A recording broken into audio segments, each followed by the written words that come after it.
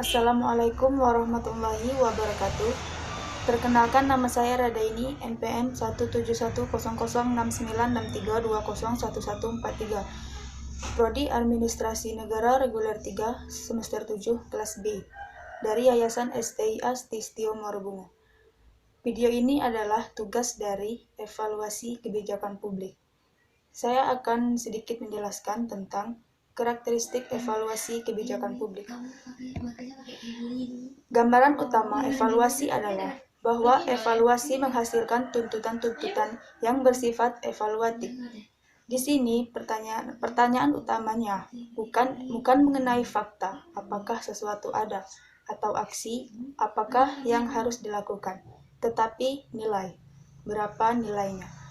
Karena evaluasi mempunyai sejumlah karakteristik sifat evaluasi yang membedakan dari metode-metode analisis kebijakan lainnya, seperti fokus nilai, interdependensi, fakta dan nilai, serta dualitas nilai. Mengikuti William Dunn, istilah evaluasi dapat disamakan dengan penaksiran, pemberian angka, dan penilaian. Evaluasi berkenaan dengan produksi informasi mengenai nilai atau manfaat hasil kebijakan. Evaluasi memberi informasi yang valid dan dapat dipercaya mengenai kinerja kebijakan, yaitu seberapa jauh kebutuhan, nilai, dan kesempatan telah dapat dicapai melalui tindakan publik. Evaluasi bersumbangan pada aplikasi metode-metode analisis kebijakan lainnya, termasuk perumusan masalah dan rekomendasi. Jadi, meskipun berkenaan dengan keseluruhan proses kebijakan, evaluasi kebijakan lebih berkenaan pada kinerja dari kebijakan, khususnya pada implementasi kebijakan publik. Evaluasi pada perumusan dilakukan pada sisi pos-tindakan, yaitu lebih pada proses perumusan daripada muatan kebijakan yang biasanya hanya menilai apakah prosesnya sudah sesuai dengan prosedur yang sudah disepakati. Menurut pendapat sebagian ahli kebijakan, evaluasi dimasukkan dalam tahap akhir siklus proses kebijakan. Namun, beberapa ahli berpendapat bahwa evaluasi bukan merupakan tahap akhir, namun masih ada tahap selanjutnya. Dari hasil evaluasi tersebut, sejatinya kebijakan publik lahir mempunyai tujuan untuk menyelesaikan permasalahan. Namun, seringkali terjadi kebijakan tidak berhasil mencapai tujuan yang telah ditetapkan sebelumnya. Untuk mengetahui sejauh mana pencapaian suatu kebijakan dan sebab-sebab kegagalan suatu kebijakan yang dilakukan evaluasi.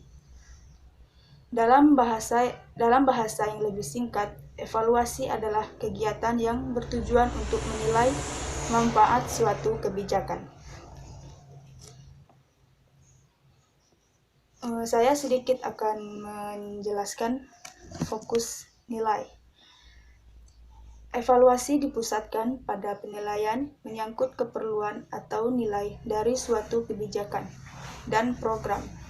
Evaluasi terutama merupakan usaha untuk menentukan manfaat atau kegunaan sosial kebijakan atau program, dan bukan sekedar usaha mengumpulkan informasi mengenai hasil aksi kebijakan yang terantisipasi dan tidak transantisipasi.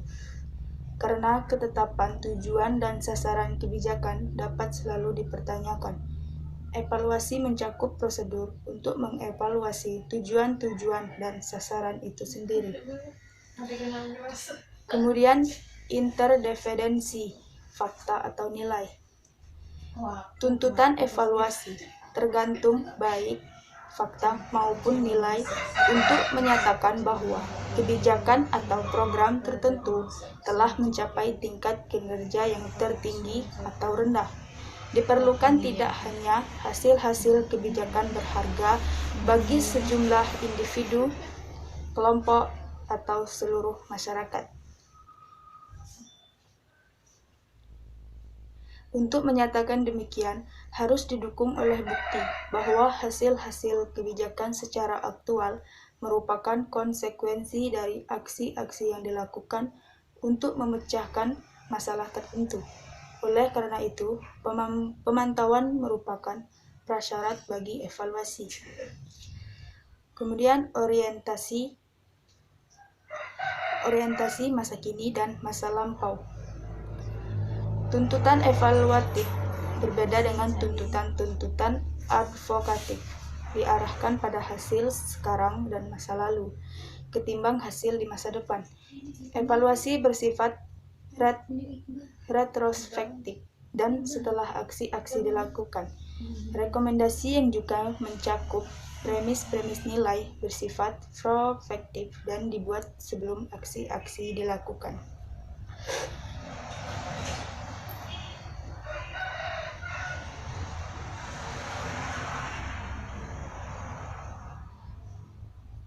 Mungkin hanya itu yang dapat saya sampaikan. Lebih dan kurangnya saya mohon maaf. Saya tutup dengan Assalamualaikum warahmatullahi wabarakatuh.